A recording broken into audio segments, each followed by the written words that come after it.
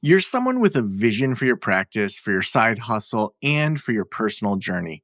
But when it comes to establishing your path and how to get to where you want to be with your practice, things get a little messy. You're also someone who'd prefer to go in person instead of to groups and listening to everyone else's story. To me, it sounds like you could benefit from one on one consulting with our experienced practice of the practice consultants. From $5.95 a month and up, you can work with a consultant that will give you more direction and practical, tried and tested tips matched to you and your goals. For more information, visit practiceofthepractice.com/apply. Again, that's practiceofthepractice.com/apply.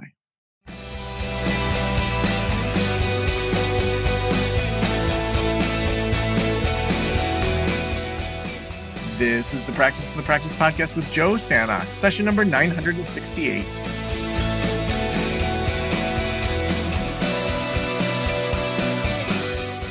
I'm Joe Sanok, your host, and welcome to the Practice of the Practice podcast. I am so excited to hang out with you today. Just a reminder that our memberships are closing today. Only twice a year do we open those. So if you are growing a solo practice and want to join Next Level Practice, make sure you do that over at practiceofthepractice.com/level up. Also, we have group practice launch if you are adding your first clinician to your practice, and group practice boss. So those are all open right now. You get access to our weekly meetings as part of that, our over 30 e-courses, our small groups, and guidance from myself and other consultants in those small groups too. Tons of great conversations, people leveling up in so many different ways. Again, that's over at practiceofthepractice.com/level up, and that closes today at 5 o'clock Eastern Standard Time. Well, I am so excited about our guest today, Lisa Haisha. And Lisa has been featured as one of the top life coaches to watch in 2023 by Entrepreneur Magazine. Lisa's a television host, mother, entrepreneur, personal coach, author, cultural researcher, world traveler, motivational speaker, corporate keynote, and spiritual healer. She's traveled to over 80 countries to learn from people on their terms, including in boardrooms, yurts, Bedouin caves, South American jungles, ancient cities, prisons, and orphanages. Welcome to the Practice of the Practice podcast, Lisa. So glad that you're here. Thank you so much. It's so good to be here.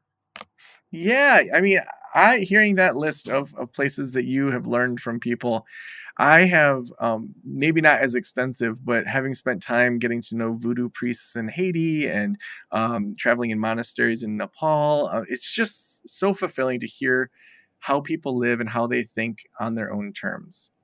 Oh, absolutely. There's nothing like travel that can take you in so many different directions that feeds your soul and helps you connect with others and understand yourself and others better. Now, is that something that you've kind of always felt in regards to travel, or did that come about at a certain point in life?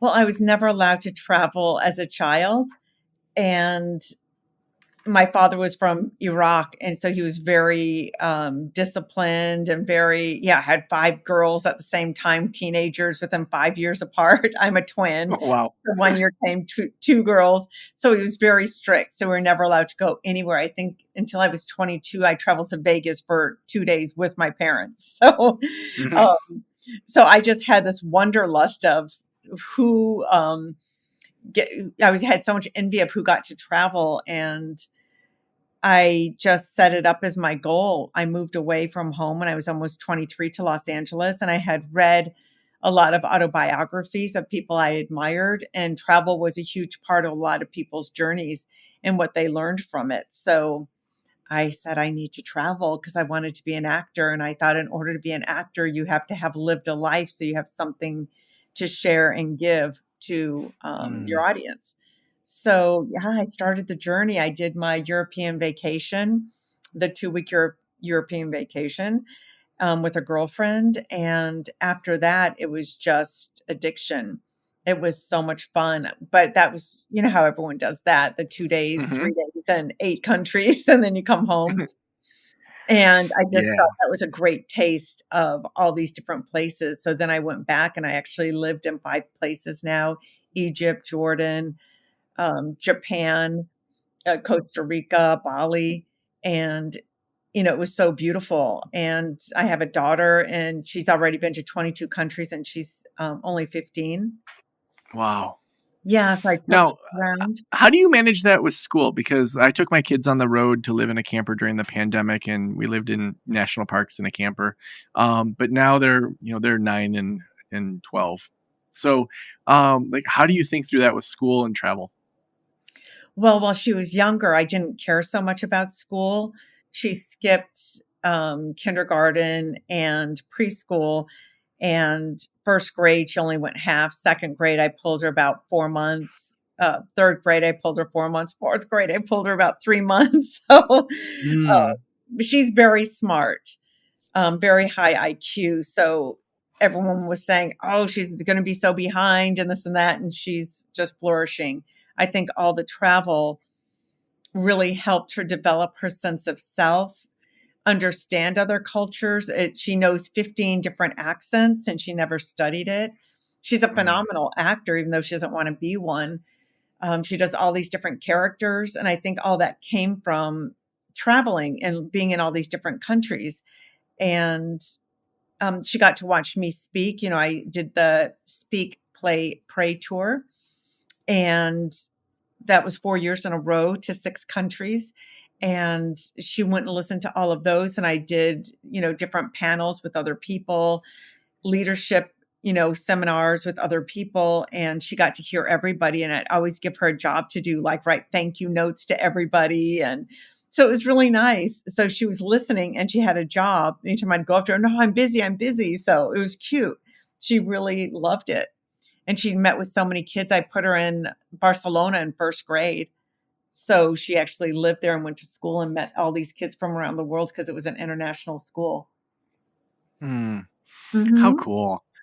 Yeah, it's a balance, now that I have a middle schooler and she's, kind of having friends and, it's a little bit different. And but that travel bug, I do it a lot. Just I haven't taken the kids as much. So now for you, when you were kind of doing a lot of this travel, when you started when you were 23, were there certain things that you were trying to learn or achieve or overcome, or was it purely just the experience and seeing what happens? Like, was there kind of a destination emotionally that you were headed towards?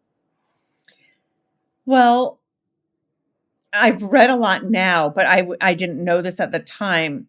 They said with children, we were not meant to sit in a classroom and be yelled at all day anytime you do anything or become a kid, laugh or play or giggle or talk to someone, or, if you are a little hyper, sit down. Everyone's in a timeout because of this and that. That's what I saw because I was always a room mom.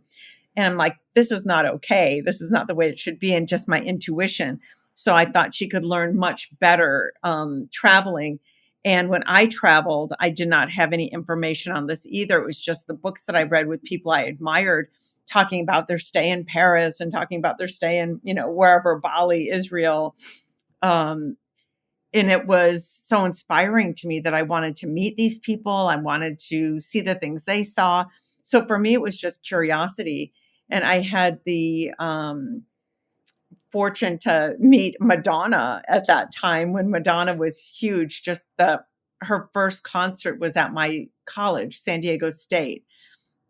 And I went to that when I was 22. And then I got to meet the band. And then I made friends with the band members and especially one. And then I ended up going to her 5 concerts in New York. And then that's when I moved to LA.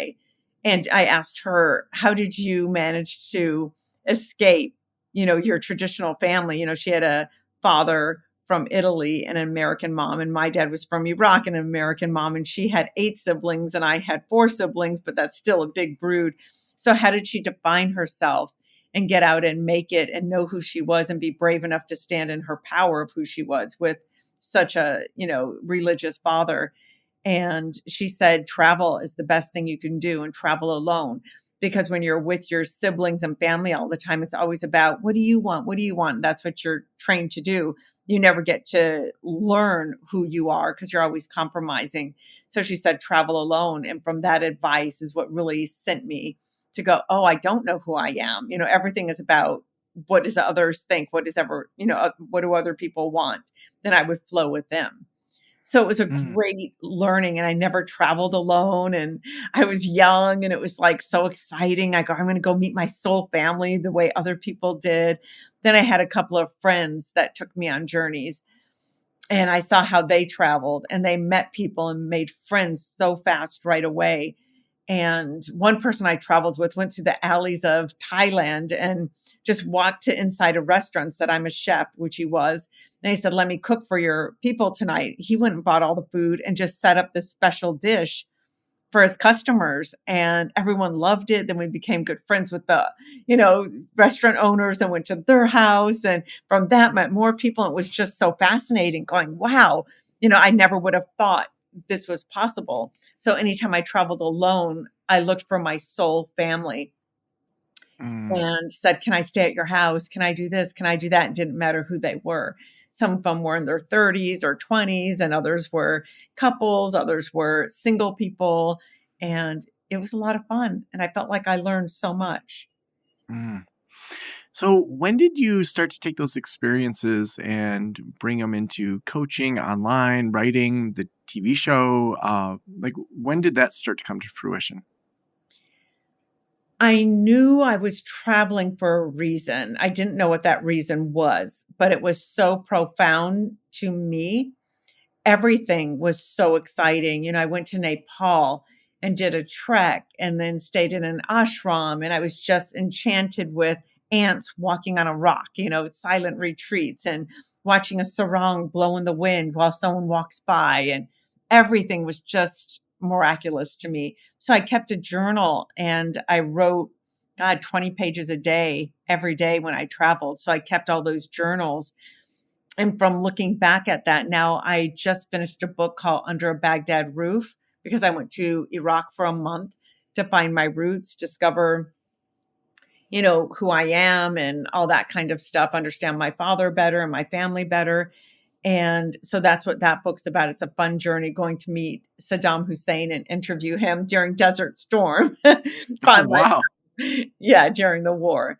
So it's a interesting story. I ended up going to an orphanage, then talking to those kids, and then that led me to write another book called Whispers from Children's Hearts, where it's interviewing those kids and asking them 3 questions. Then that took me on a 15 country journey over 5 years living in orphanages interviewing these children. And it's a coffee table book. It's really sweet, and you learn so much about what war does to children. And then from all these experiences, I felt like I knew people really well from each culture. Because when I talk to people, everyone always says, "God, you just really get me. You really know me. You know exactly what to say." And I'm like, huh. So I saw myself giving out all this advice all the time. Then I thought, oh, why don't I go and get professional training now that I'm street smart when people let me get book smart? So I went and got a master's in psychology. And in our second year, they said create a type of therapy and give it a name and all that. And that's how Soul Blazing sort of came about, because then I was working my 3,000 hours, and part of my training was prisons, female prisons for lifers. And one of the toughest women in there, she was 6 feet tall, shaved head, and a snake coiled, tattooed, coiled around her head and draping down her arm, her muscular arm. And she was very intimidating. And I did this thing, eye gazing, and, just mirrored her vibration and her energy, that ugliness, and just gave it right back at her. And, she didn't like that very much, but then she snapped into shape, and, she respected me because I didn't cower like everyone else does. And then she said, at the end of it, "Lisa, you blazed my soul." And I said, "You just gave me the name for what I'm going to call my business, Soul Blazing." So that's how I got my name. During school, I called it the bell theory, um, because I love those church bells.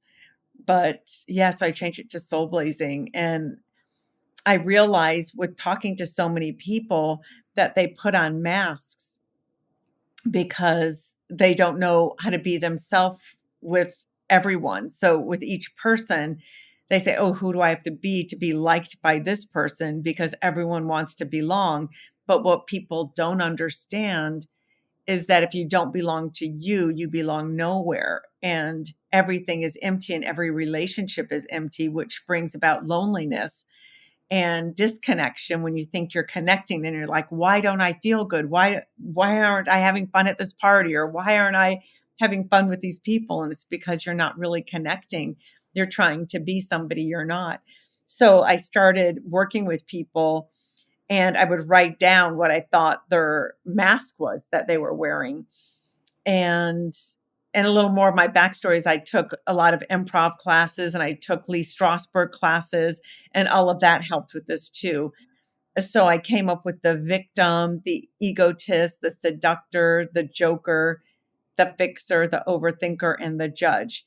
And our goal is to become our authentic soul, because more people had these. I had about 20 categories, but this filled most of the categories. So there's more.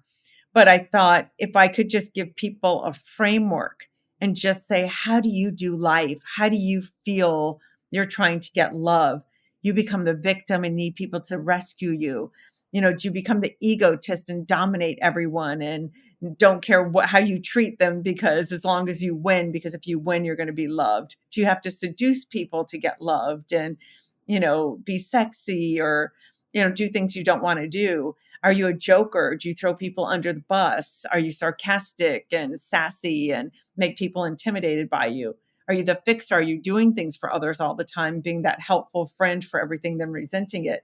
Are you the overthinker that never gets anything done, but you get to say, oh, I'm working on this project and I'm doing this and I'm writing this book and doing that, but you really get nothing done because you're not being authentic? And then the judge, are you just sitting there judging others? That's more like haters online. You get to hate, if you've done something that people could hate on you for. If you haven't done anything, you shouldn't judge others, because it takes a lot to put your soul on the page or on a podcast or put yourself out there on Instagram and, be judged. So these were the main ones. And it's either, I love what Brene Brown says, you either walk into your story and own your truth, or you live outside of your story, hustling for your worthiness. And that's exactly what the imposters do. You're hustling for your worthiness when you put on that mask. So I train people to take that off and learn to be brave and step into your power and be authentically you. And it's a whole process. Hmm.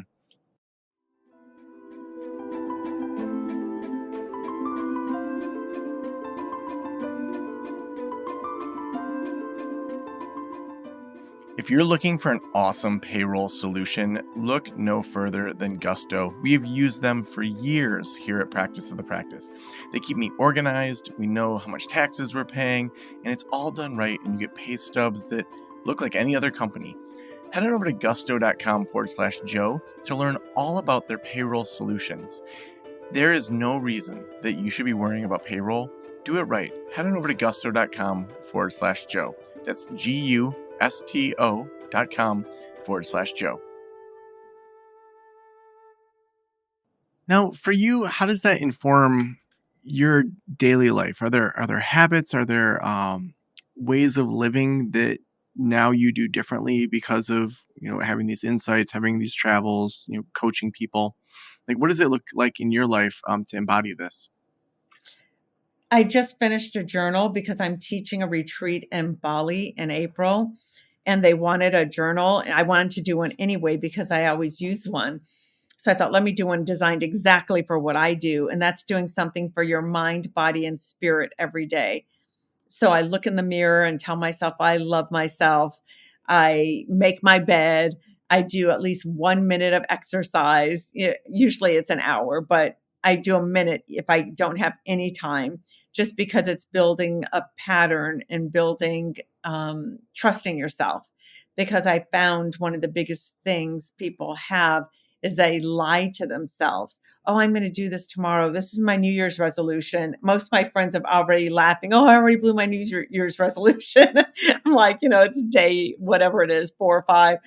And so it's hard because every time you lie to yourself, you stop believing in yourself. And when you don't book time for yourself, you're always last. So some of the things I always do is I book time in my day whether it's a half an hour, 2 hours, where I get to just walk, I get to be quiet, I get to, write, journal. What am I grateful for? Yoga, meditation, all these things that are so important. So, my key ones, I meditate morning and evening, usually at sunrise and sunset. I make my bed, I do exercise at least a minute, but that's when I was starting, at least 15 minutes now to an hour. I walk, I do that in the morning, do a meeting, then I do a walk and drink water, and then I do podcasts or whatever in the afternoon and write. And I found when you have something like that that's grounding, it's really beneficial. And waking up early, I get up at 4:30 every day. So, and I go to bed at around 10:30, 11, because when you get up early, you get so much done by 8 a.m. and you already feel so accomplished. You're done with your workout, your meditation, your morning writing, your gratitudes, your spiritual work. Write a couple of pages from my book. I make a couple of East Coast phone calls, check emails, and it's like 8 o'clock. So it's really great. Then you have your whole day where it's meetings and production and all that stuff. Hmm. Where do you think people get it wrong? Like what do people focus on that gets in the way of kind of living a better life? They are focused on winning. They're focused on the end game. I've got to write my book. And then it's when they really start writing it, it's like, it has to be done in 1 month. It's got to be done in 2 months, or I'm going to be a millionaire before the end of the year.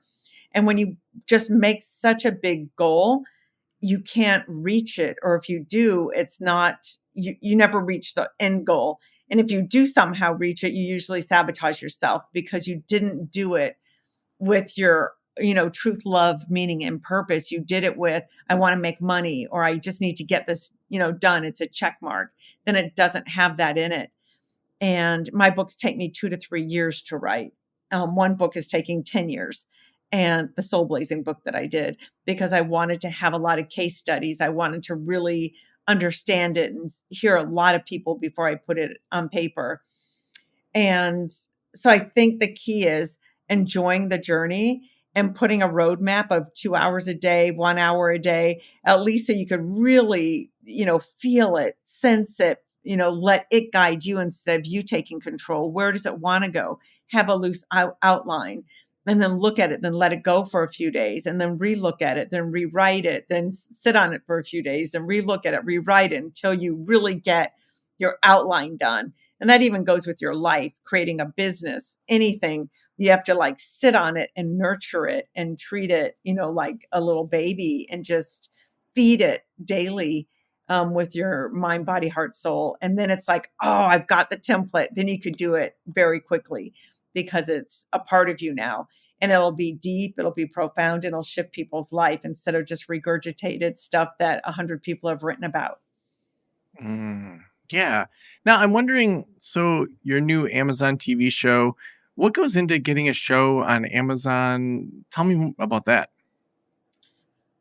That came from, I did on my own a YouTube show about the legacy series, about how to create your legacy and what do you want your legacy to be. And I interviewed over 100 people, and about 60 of them were, celebrities. So from that, people saw it, and then they asked me to do a show for, people who are changing lives and doing something interesting. So they came to me and said, "Can you do this show? And we'll shoot it in 2 days. We have 15 people." And I was like, "What? I have to interview Wow. 15 people in 2 days?" Yeah, we start at, be on the set at 6, hair and makeup, be done with that by 7:30, two other hair and makeup for other people. And we just go boom, boom, boom, boom, boom. So that was very different from how I normally work. But it was a good experience. And now I got this offer to do another TV show that I'm shooting in February. That one's shot already. So this one's in February, and it's more for network TV, where I'm Mm, interviewing people who were canceled. wow. Now, Yeah, so part of it sounds like it's luck that they saw that you had this YouTube channel. I'm sure that it was also the numbers that you had for the YouTube channel and the talent that you have. it's Are there preparation and things? opportunity. Yeah, tons of, yeah. So what would, if someone's listening and saying, "Oh my gosh, I would love to have an Amazon TV show, or get on Netflix or traditional TV," any things that they could do to position themselves, that you would suggest? Yes, you have to do the work as if you're already a TV host. So I said, "This is what I wanna do. Let me create my own show with, an iPhone, just regular cameras, and just set them up, 2 cameras, boom, and sit down and interview people and have, the guts to call people and say, 'Will you come over and be on my show?'" And most people say yes. And why, I'm not so sure. I was surprised by a lot of these people like Lucy Lawless, Shirley Jones, Isabel Furman, who's an up and coming star. She's in Kevin Costner's new big epic um, film. I think it's a 3 or 4-part series. She's the star of that. She was the orphan. So all these different people I called, um, and they all said yes. And it's easy today with the internet and with social media. So I would just say start doing it. And if you, for some reason, can't get those people, who you get is anybody, and you show that, you're prepared, you show your interview style, and you just do it. And the more you do it, the better you get at it. And one Hmm. thing I really enjoy that I tell some people also is to do psychedelics. If you're stuck in your head or you're stuck in your life, when I tried psychedelics, someone turned me on to it. I was actually doing a show about it, about mystics and metaphysical healers. So one of the shows I did on my own, which is another reason I got the Amazon show, was healers, and one of them was shamans. So I said, okay. So I let them all do their, magic on me. So doing that, it was so interesting to me that it affected me so strongly of changing some of the ways I felt and thought, and it brought me so much more into my heart and my life purpose, because that's what I focused on. And it really helped shift the way I work or how I write my books now. And I'm going, if I'm going to write something or put my time into it, I want to reach someone's soul. I really want to, like, shake them up and snap them out of their daydream of, Hmm. oh, it's okay. I'm doing good enough. How are you? I'm fine. You're not fine if you're not thriving. You're not fine if you're not reaching your goals. You're not fine if you're watching everyone else get ahead and you feel left behind. You're not fine if you can't pay your rent. And so if you're not in love, if you're not all these things, so how do you connect to your heart? And ayahuasca for me was like, boom, like this quick journey. It's a 3-hour Hmm. journey for, that's how long my session was, but it was like so fast. And it just tapped me into something of going, why aren't you living with this feeling every day? Then it shows you, it's like watching a movie. It's showing you, it showed me my whole life path, and actually showed me when I was dying and what my life meant, and what if I don't, follow my goals. And people say, well, it's so hard. I want this and this and this. It's like, if you don't follow that, it's harder to follow being lazy and not being disciplined, because at the end of your life, the pain you're going to feel, and all through your life, every year that goes by, the pain and how much harder it is to do and to achieve. So it showed me that. And it's like, okay, I'm going to get on it, and find my path and do it with joy and heart and love, and make notes. So I created this journal, Mind, Body, Spirit. It's called Me, just your journal, and putting your goals down of what do you want to accomplish in each category, not just I want to be a millionaire. If people come to me for coaching, that's what they want. I say, you're not my client, because we're not in alignment. I want people who say, this is my gift and I want to share it with the world. How do I do that? Then with that gift, and if you're sharing it, you could become a millionaire. So Hmm. not just, I want to make the money for the sake of making money. I don't care how I make it, because I don't believe those people have the integrity or the resources within to do it, unless they're cheating, lying, stealing in some way. Mm. Yeah, I'm glad you bring up psychedelics because starting on the 2nd of April, we're going to be kicking off our psychedelic assisted therapy series that's coming up, where we're interviewing therapists that are using modalities. We're going to be interviewing people that are also doing things that currently aren't legal in the United States, but to just kind of learn more and to create a series that people can dig into. So I'm glad you bring that up. The last question that I always ask is if every private practitioner in the world were listening right now, what would you want them to know? I would want them to know that if you can't tap into someone's soul, you're not doing a good job.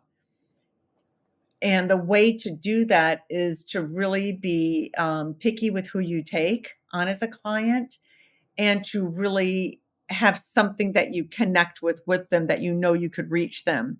There's so many people I turn down because I'm going, I'm not the right one for you, but I know who is, because I know 10, 15 other therapists. This one is excellent for you, or this one could help you in a better way. So I think to give service, because I get so many clients who say, oh, I've been in therapy for 10 years and, blah, blah, blah. I've been in therapy for 15. I've been in therapy my whole life. And they're still so broken. I'm like, what are these therapists doing to these people? And um, I think when you really look into someone's eyes, what I do is I do eye gazing, hold their hands for a couple minutes before the session and really connect to them. I think then you could really, it's not you doing it, you're getting downloaded from the universe of what to say and do to these people. And it's just incredible, some of the stories that I have done, like shifting people in 15 minutes of they've been in therapy forever, and I go, no, this is your problem, boom, they're like, oh my god, how did you know that? And these are pretty scary things.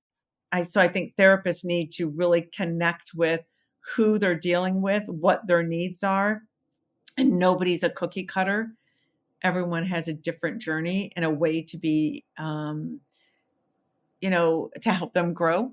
There's a different way for each person. So, and I've worked with, over God, 4 or 5,000 people on my journey of the past 20 years, and lots of workshops and seminars. Who knows how many people that is? And I bring people up on stage and do one or two people like that and just, ship them in a short amount of time. And it's the most rewarding thing ever because you get to see someone's whole life change by just giving them some pieces of themselves back, pieces of their soul that they had stolen from them for some reason or another from their childhood. Mhm. Well, Lisa, thank you so much for being on the show. If people want to follow your work, where should we send them? LisaHaisha.com or Instagram at Lisa Haisha, Facebook, same thing at Lisa Haisha, LinkedIn. I'm everywhere. You'll find me. Mm. Well, thank you so much for being on the show. Thank you.